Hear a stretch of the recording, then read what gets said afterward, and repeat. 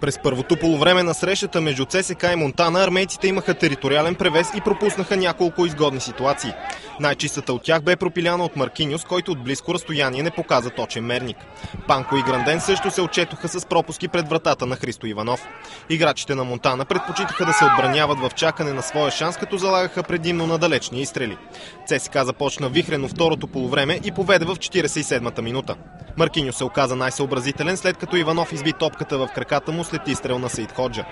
Последваха силни минути за играчите в червено, но липсата на концентрация при завършващия удар им попречи да увеличат аванса си. Саид Ходжа нацели гредата в 52-та минута, а при последвалото меле Попов и Виданов не успяха да нанесат голов изстрел. Противно на показаното в първия четвърт час от второто полувреме, Монтана стигна до изравнително попадение, дело на Светлан Кондев, който с параболичен удар прехвърли гледащия безучастно Здравко Чавдаров.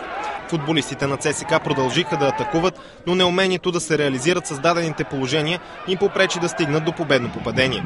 До последния съдийски сигнал червените изнервиха малкото фенове с многобройните си пропуски и поставиха под сериозна въпросителна участието си в евротурнирите през следващия сезон.